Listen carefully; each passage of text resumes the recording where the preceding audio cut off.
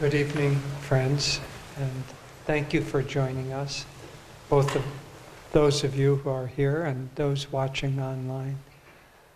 We obviously come together to honor our great master on the eve or the anniversary of his Mahasamadhi, and it is a great, great gift that he has given us. Let's begin with the prayer, unless you want to... Yeah, I just want to especially welcome our guest for this weekend, the promise of immortality. And you know, as we all know, the world has been shut down, and how fitting, you're one of our first major programs to happen here at the Expanding Light, and how wonderful that it could be on Master's Mahasamadhi. I think he's celebrating with all of us. So thank you for coming, and we hope that you have felt the blessings of this great, great soul and will continue to feel them in your life. And we hope that you're the first of hundreds and thousands to be coming. Let's pray together. Heavenly Father, Divine Mother, friend, beloved God, great masters, Jesus Christ, Babaji Krishna, Lahiri Mahashaya, Swami Sri Yukteswar, beloved Guru, Paramahansa Yogananda Ji,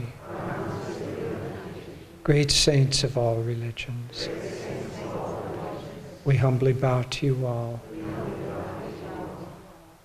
Beloved Master, we thank you again and again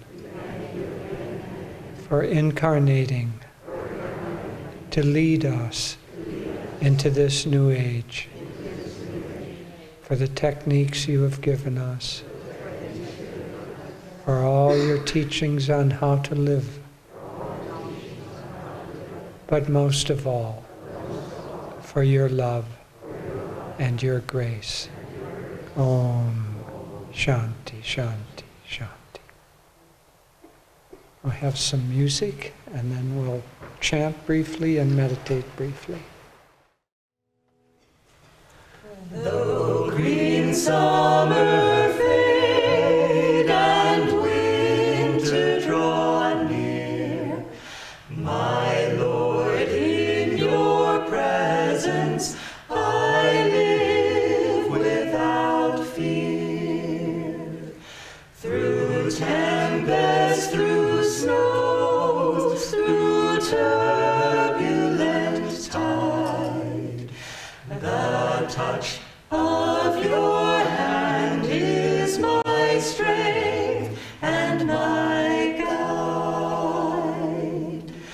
I ask for no riches that death can destroy. I crave only thee, your love and your joy. I ask for no riches that death can destroy. I crave only thee, your love and your joy. The dancers will pass, the singing must end. I welcome the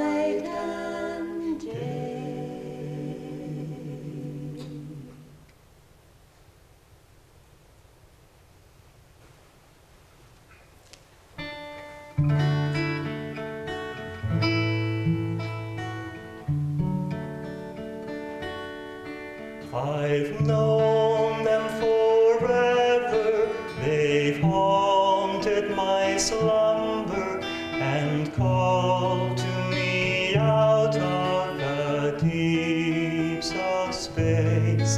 The love that they promise has helped me remember another time a caring embrace. Dark eyes in the morning, dark eyes in the evening, dark eyes in the starlight at end of day. Dark eyes that speak silence, they whisper, come find me. You'll never know true love if you stay. Now I seek them in the winter time, oh I seek them in the spring. Those two dark eyes draw my heart away to where sun and moon sing. I laugh now in the summertime when ripples on the river play. I laugh soaring with the meadowlarks, love has made my heart gay. I laugh soaring with the meadowlarks, love has made my heart gay.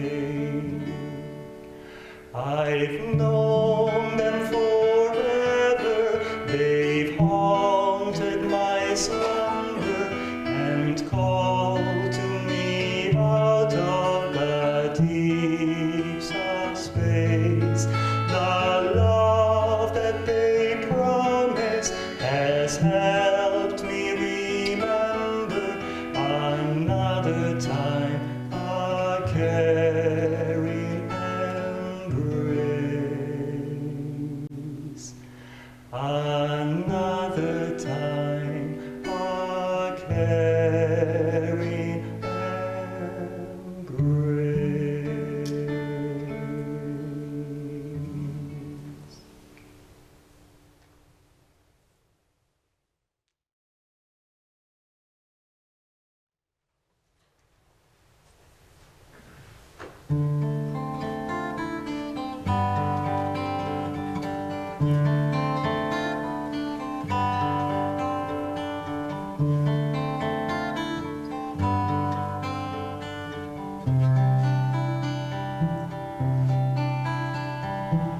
O Master, may thy joy fill our days. O Master, may thy wisdom guide our ways. The time has come for us to see that there's but one reality upon the earth and high above, the truth that all was made from love. A love that calls to us to fly above the hills, above the sky, above the storms, above the pain, a land where peace and laughter reign. O Master, may thy joy fill our days. O Master, may thy wisdom guide our ways. Guide all our hopes and all our dreams, past every glow that only seems, into the light, the inner sun, into the truth that we're all one. Help us to find in every hour, in every thought, in every flower, a joy that spans eternity, the truth that makes makes us ever free. O Master, may thy joy fill our days. O Master, may thy wisdom guide our way. The time has come for us to see that there's but one reality upon the earth and high above, the truth that all was made from love. A love that calls to us to fly above the hills, above the sky, above the storms, above the pain, a land where peace and laughter reign. Oh, Master, may thy joy fill our days. Oh, Master, may thy wisdom guide our ways. Guide all our hopes and all our dreams, past every glow that only seems, into the light, the inner sun, into the truth that we're all one. Help us to find in every hour, in every thought, in every flower, a joy that spans eternity, the truth that makes us ever free. Oh, Master, may thy joy fill our days. Oh, Master, may thy wisdom guide our ways. Oh, Master, may thy joy fill our days. Oh, Master, may thy wisdom guide our ways.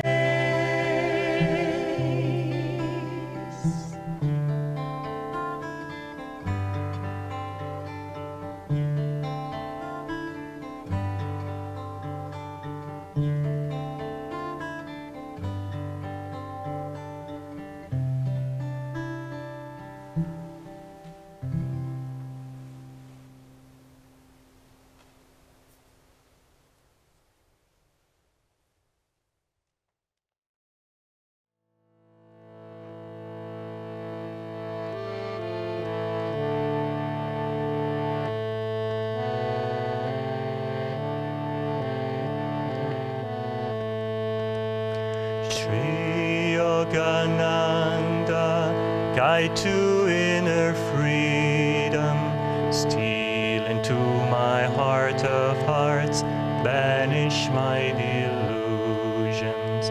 Sri Yogananda, guide to inner freedom, steal into my heart of hearts, banish my delusions. Sri Yogananda, guide to inner freedom, steal into my heart of hearts, banish my delusions. Sri Yogananda, guide to inner freedom, steal into my heart of hearts, banish my delusions.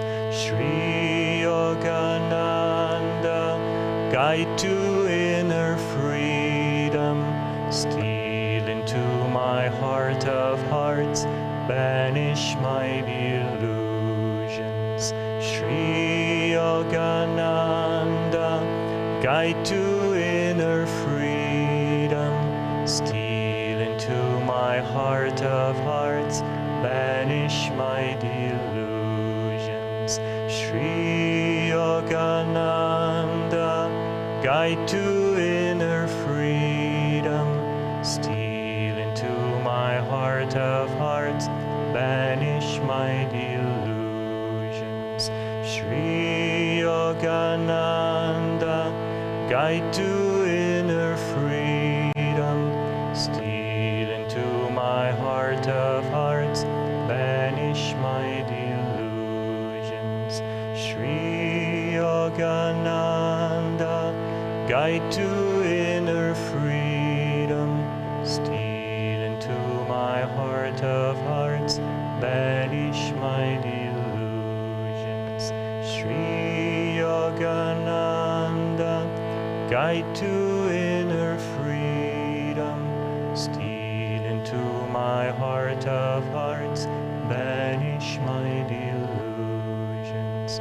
Sri Yogananda, guide to inner freedom, steal into my heart of hearts, banish my delusions.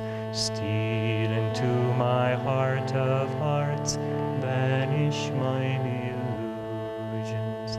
Steal into my heart of hearts, banish my delusions.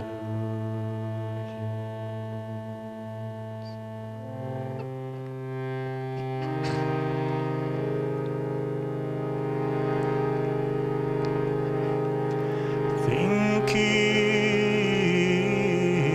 thy heart, lotus feet of thy Guru. Think in thy heart, lotus feet of thy Guru. If you want to cross the ocean of delusion, if you want to cross the ocean of delusion, shaming the white lotus in purity, shaming the white lotus in purity, beyond all duality, Guru, image of Brahma, deliver us from delusion. Guru, image of Brahma, deliver us from delusion. Think in thy heart, lotus feet of thy Guru. Think in thy heart, lotus feet of thy Guru.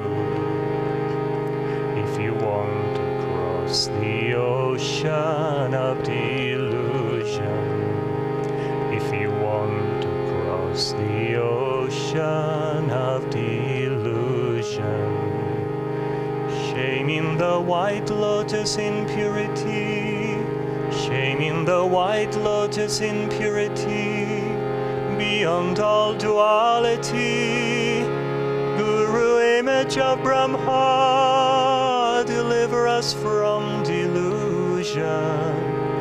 Guru, image of Brahma, deliver us from delusion. Think in thy heart, lotus feet of thy Guru. Think in thy heart, lotus feet of thy Guru. If you want to cross the ocean of delusion, if you want to cross the ocean of delusion, shaming the white lotus in purity, shaming the white lotus in purity, beyond all duality. Guru, image of Brahma, deliver us from delusion. Guru, image of Brahma, deliver us from delusion. Shaming the white lotus in purity, shaming the white lotus in purity, beyond all duality. Guru, image of Brahma, deliver us from delusion. Guru, image of Brahma, deliver us from delusion. Guru, image of Brahma, deliver us from delusion. Guru, image of Brahma, deliver us from delusion. Thinking in thy heart, lotus feet of thy Guru.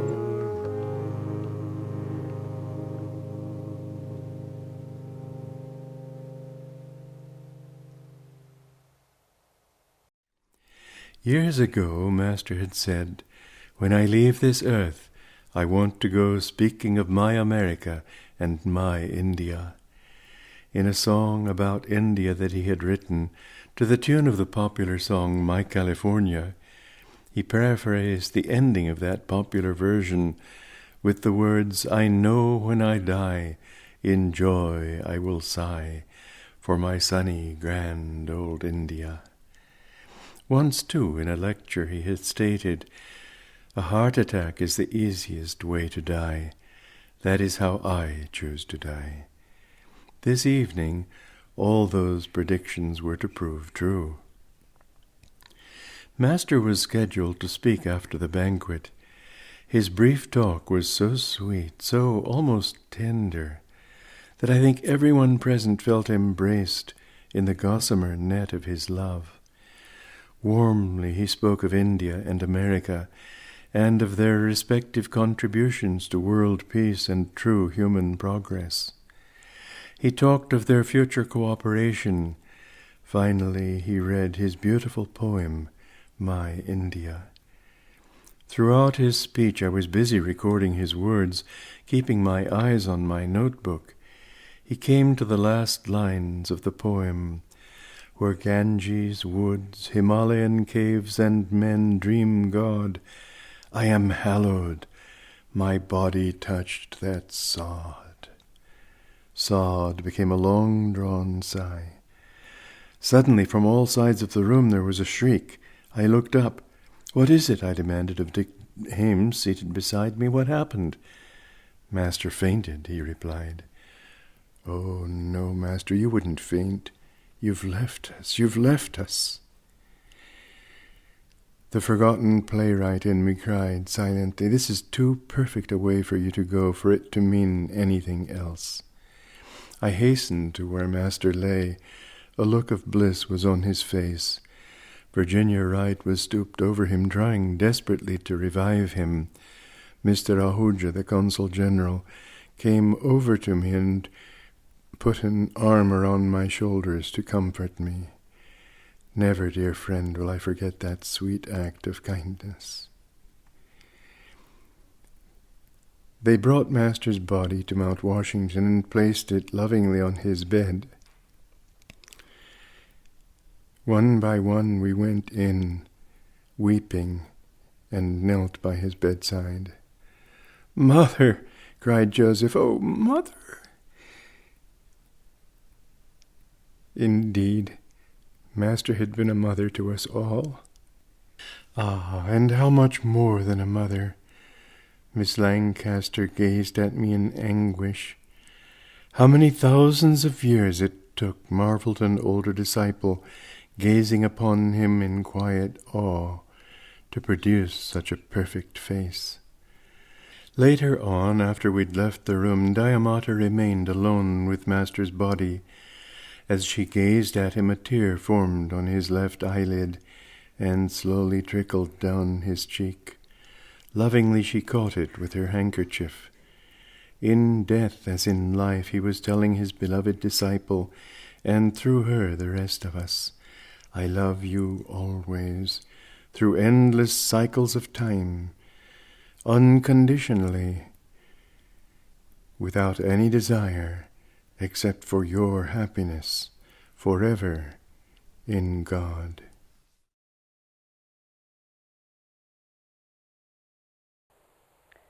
Thank you, Bhaktan, for creating that beautiful tribute. And thank you, Shraddha, for creating this beautiful altar. And for those who don't know, the person who was reading those words was our teacher and Ananda's founder, Swami Kriyananda. And those were words from his autobiography, The New Path, in which he tells about his spiritual journey and his years with Master. And this photo here was taken of Swamiji offering Master a box, I think of samosas, I believe it was, on a few days before Master left the body. So we'll share a few words. Words seem rather superfluous at this point, but I suppose we need to do that. To a soul such as Yogananda, time was no longer a reality. He says in his beautiful poem, Samadhi, past, present, future, no more for me, but ever present, all flowing I, everywhere. And so although a soul like Yoganandaji, like our Gurudeva, was born at a certain date, January 5th, 1893, left the body at a certain date, March 7th, 1952, those dates are not relevant. They're more for us, that we may celebrate and honor his life. But as we said, past, present, future, no more for me, but ever present, all flowing I, everywhere. And Swamiji tells us that even in working with the disciples, time was not relevant to him.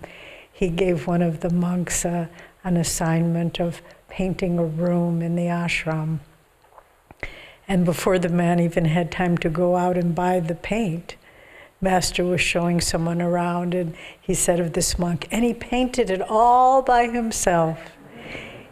Past, present, future, no more, all one. And he knew that room would be painted, and he knew the monk would do it all by himself. It just hadn't happened yet. And so with our beloved Swamiji, who was with Master for the last 3.5 years, the Master was in that body. Master said many, many things in his presence, and he's committed them down to both memory and wrote them down, and they have filled the pages of many books as part of Swami's legacy to all of us. But I want to touch on 4 things that Master said to Swamiji, because to a Master, time is not relevant, nor is individuality relevant. And so in a sense, because we are all trained and following in the path that Swami followed from Master, the things that Master said to Swamiji are also relevant to each of us. And so the first thing I want to focus on is what Master said the very first day that Swamiji met him. Again, if we need to pin it down in time and place, September 12th, 1948. And Swami had read Autobiography of a Yogi in New York, traveled across the country to Los Angeles, and finally, rather miraculously, was able to have an interview with Master very soon after he arrived. And they talked about a few things, and Swamiji said that he could tell Master was just, one might say, reading his soul from a deep place of intuitive perception. And then finally Master looked at him and he said, "I give you my unconditional love. Do you give me yours?" And Swamiji said, "Yes." But that unconditional love is not something that is given as human love is, and then maybe withdrawn. Maybe it lasts the length of an incarnation. The unconditional love of a guru is eternal, without time, without place. How many, there's a beautiful line in Autobiography of a Yogi where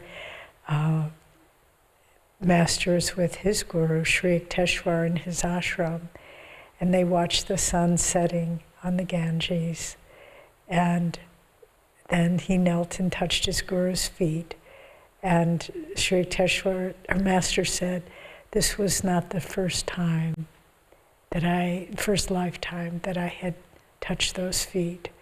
And so it is, the unconditional, eternal love of the Guru, not just for Swamiji. Please understand, it's for each of us.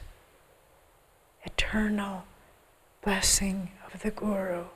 He gives us his unconditional love, never to be withdrawn, no matter what we do, no matter how we err. Unconditional, eternal, timeless. Till, it's in that beautiful chant that Ramesha did, till we cross the ocean of delusion. That's all he wants for us. And then the second thing that I want to touch on that Master said to Swami, and this was a little later, a year or two later, he said to him, to Swamiji, "You have a great work to do." And that work is, again, we are a part of that great work. It's the work of finding God and sharing God with others. And what Swamiji has done, you know, when Jyotish and I have been here as part of the founding generation from the beginning, and a day doesn't go by that we don't walk this property or drive around or talk to our Guru Bhais where we don't think this is a miracle that such a place as this exists.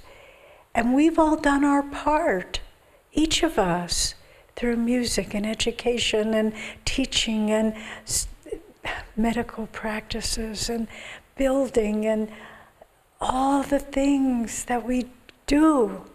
We are part of that great work, and that great work, again, is not limited in time.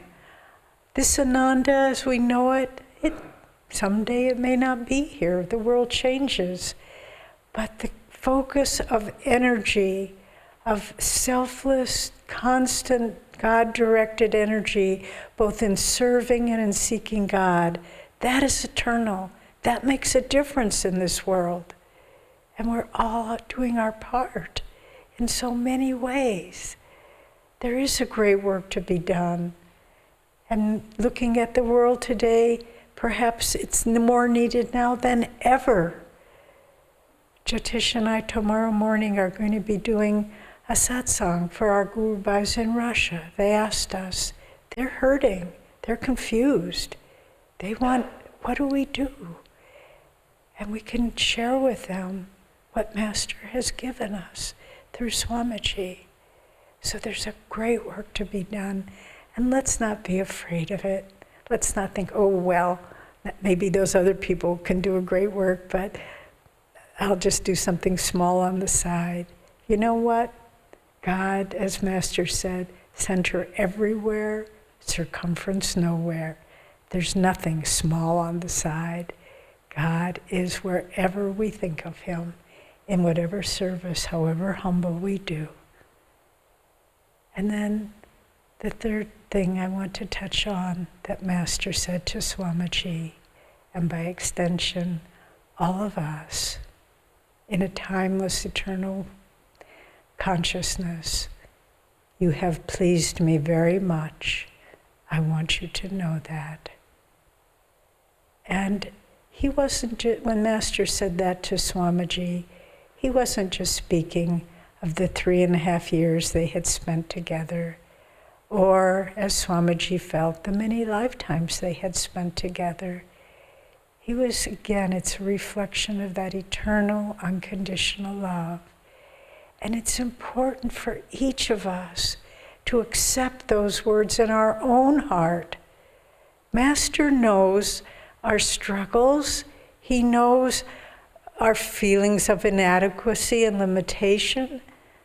But we have pleased him by our effort. And this is what Swami always reflected to us.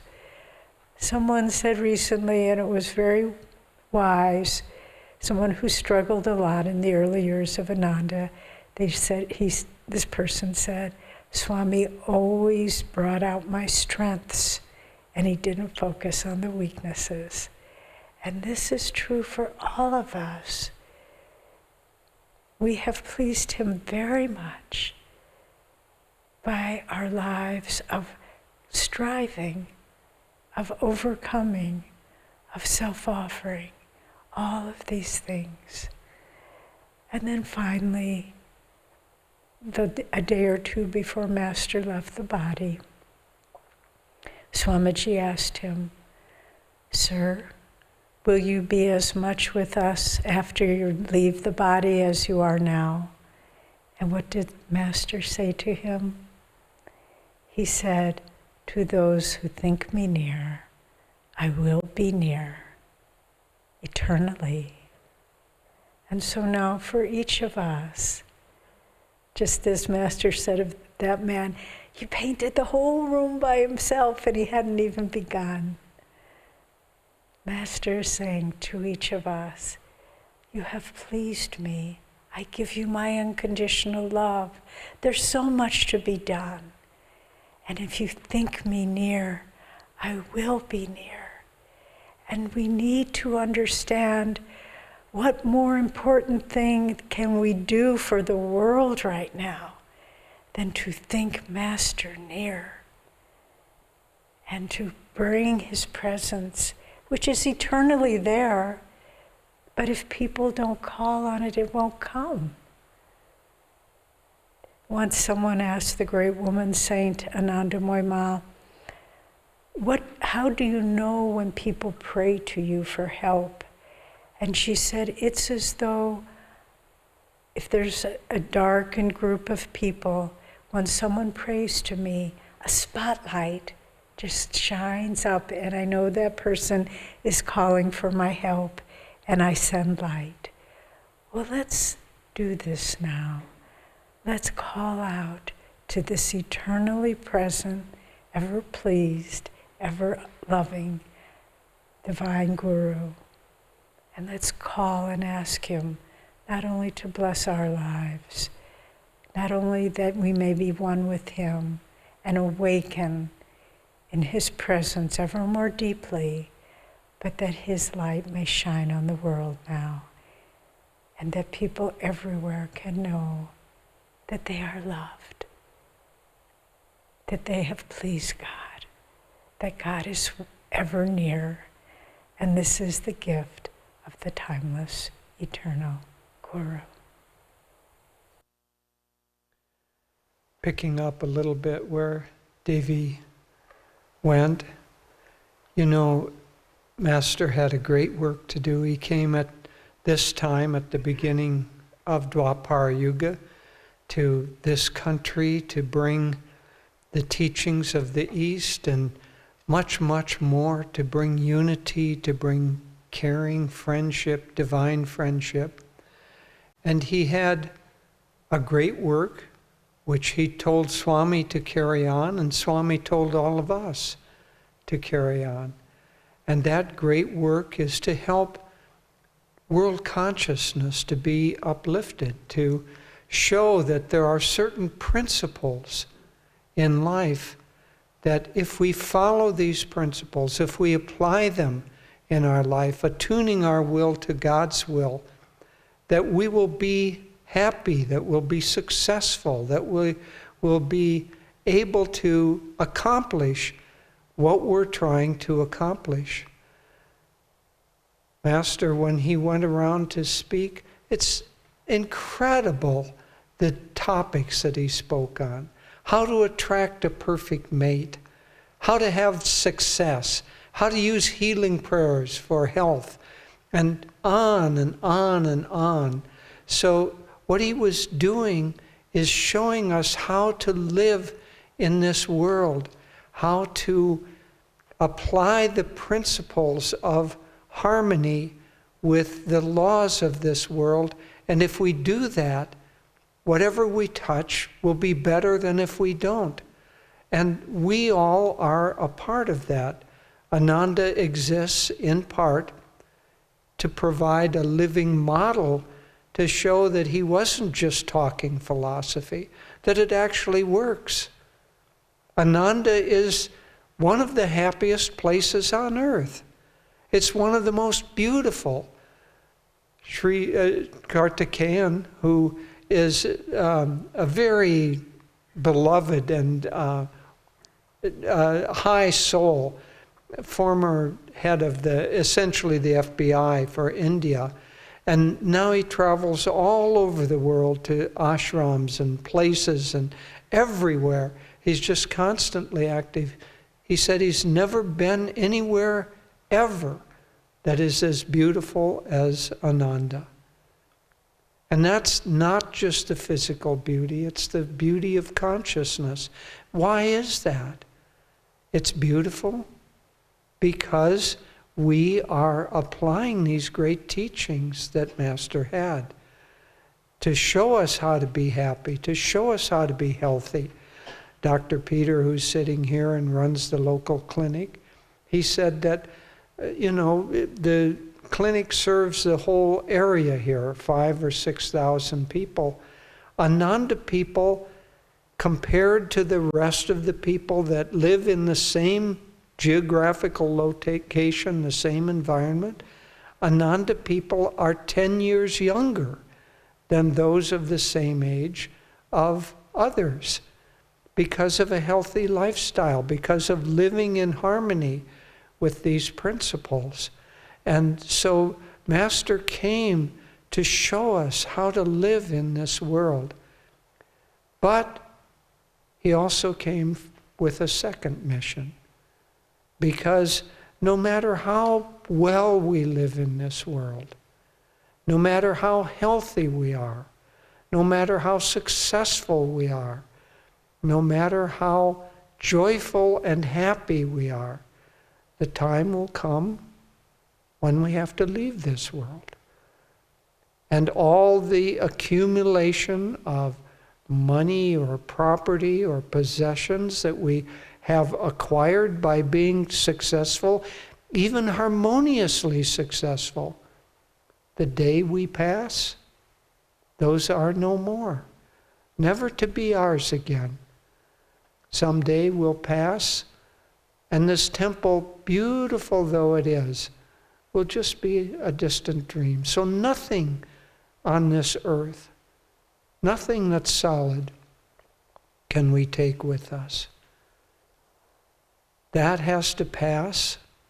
And so ultimately, this world, Master came with a deeper mission, and this is ancient teachings of India, that this world is just one plane of existence, and the physical world is ruled by the laws of duality, that there is good and bad, there's light and dark, there's birth and death, all of the laws of duality. And no matter how wonderfully we live in this world, we're still subject to the laws of duality. And so, since we're now talking on the anniversary of Master's Mahasamadhi, when the soul gets ready to leave this earth, all of the things that we've accomplished will be no more. What we will take with us, however, is the consciousness by which we accomplished those, or the consciousness by which we refuse to cooperate with God's laws and by which we fail. We'll take with us those lessons that we learned while we were on this plane of existence. But what Master, in a deeper sense, came was to show us how to get out of the world of duality and how to stay out of the world of duality. Because no matter how beautiful it is, it's not all that great, my friends. You may have noticed that. There was a very interesting incident that occurred here. Our center leader, one of the center leaders in India, is Kirtani. And in the early days, she worked in the gardens. And she's the center leader of our work, one of the directors of our work in Italy. But in the early years, she was here at Ananda Village, and as many, many people did, she worked in gardens. And one day in those days we were building the soil, we had enormous piles of compost. And so they'd be 6 feet wide and 10 feet long and 8 feet high, and we would have all of the material, building organic matter to build up the clayey soil here. And one day it was her job, as other people did, to turn the compost so that that which was on the inside could now be on the outside and get to the air and so on. And as she was doing that, she came to a place of just rotten garbage that hadn't done anything. And in that garbage were all kinds of little worms and the spore of flies, the little maggots. And they were all in there crawling around. And she looked at that and said, "Ooh, how can they live in something like that?" And went on with her job. And then as she was walking home, she heard, and she was looking around and saying how beautiful the property is. She heard a voice saying, "Ooh, how can you live in a place like that?" So for us, of course, this is a beautiful environment. But, my friends, for those maggots, that was a beautiful environment.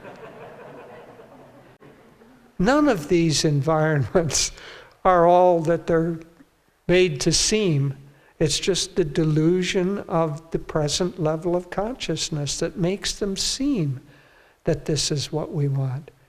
But the soul has incarnated again and again and again, and Master's second mission, and one could say his more important mission, was to speak to the soul in each of us and to show us how to transcend beyond the world of duality.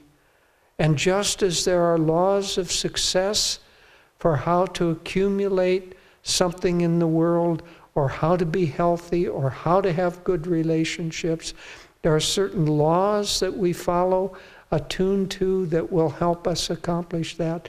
So there are laws of the soul, that if we follow those laws of the soul, then the soul will be able to extract itself from the compost pile of physical existence and go to the much more beautiful realm of astral paradise, as we would think.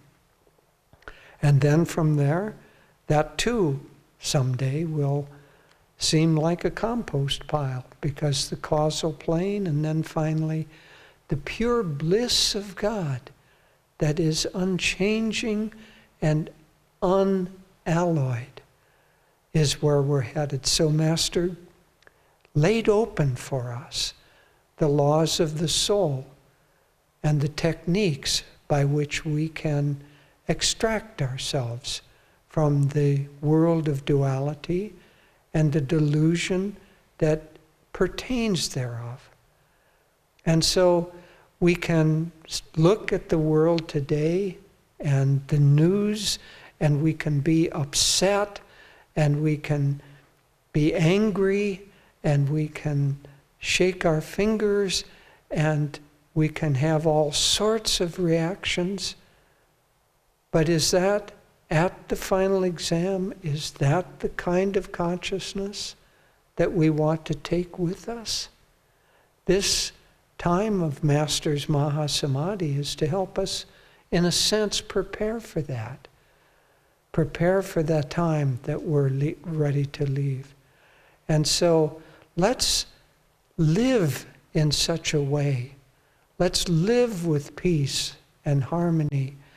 Let's live with using the techniques of the soul that gradually help extract the consciousness from delusion and gradually help to burn up the karmic seeds that keep us caught in delusion, and especially the practice of Kriya Yoga and attunement to the consciousness, not so much just the model of life and the examples, but to the consciousness of Master, to try to absorb that and become transformed and shaped by that consciousness. And that's the deeper gift that he came to offer for those who want it. And of course, we wouldn't be sitting here unless we wanted it. And that beautiful gift of the laws and techniques of the soul is the real gift that can stay with us permanently. And so on this eve of the anniversary of Master's passing, let's try to attune ourselves to the consciousness that he had as he left this world, and do our best to live in such a way that if we don't achieve that consciousness, we at least have the compass of our needle, the needle of our compass, pointed directly at that goal. And if we have that, then if we leave with accomplishing the goal of extracting ourselves from delusion, we don't need to come back to the compost pile again.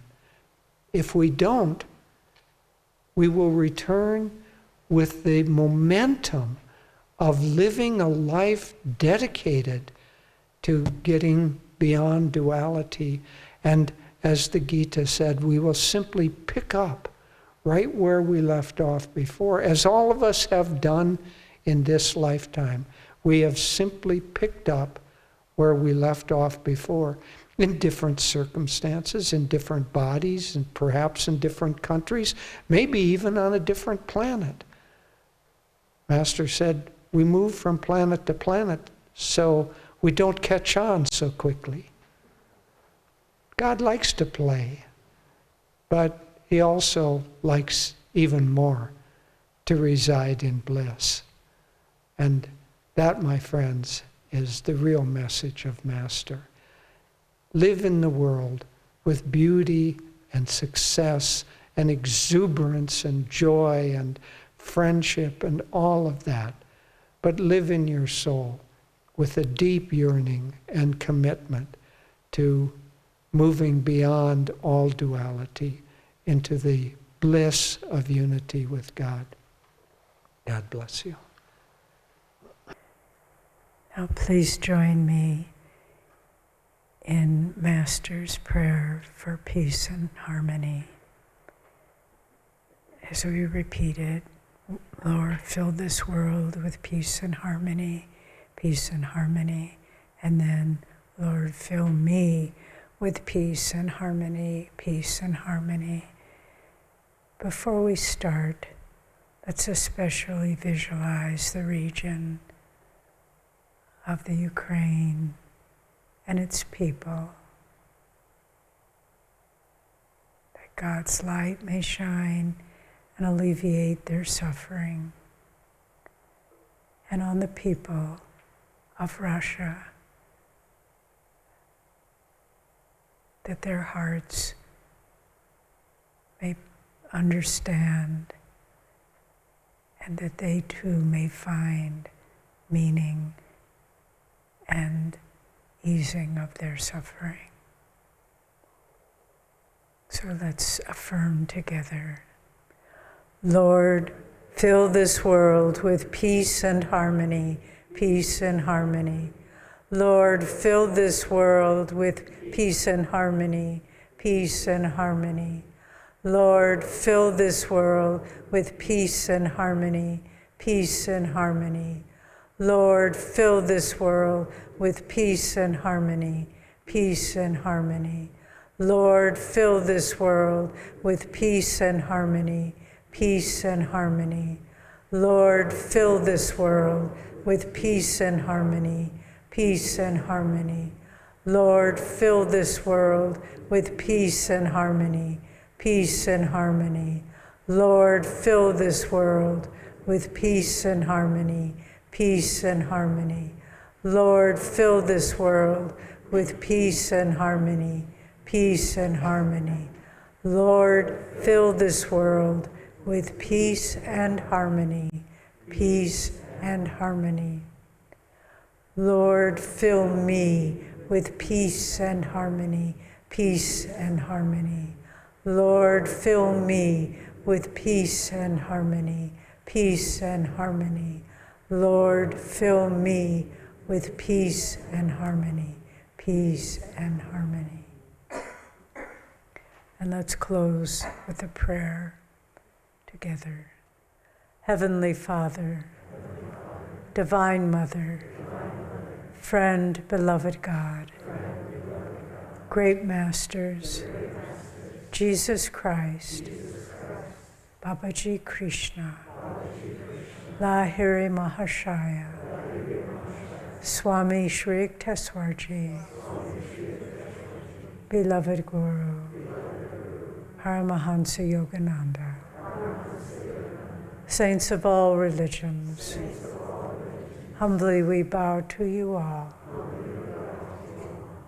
Beloved Master, our souls reach out to thee in deep gratitude, in deep devotion, in deep yearning to know thee. Receive our prayers, receive our souls' longing, and bless us that we may awaken forever into oneness with thee. Om Shanti, Shanti, Shanti.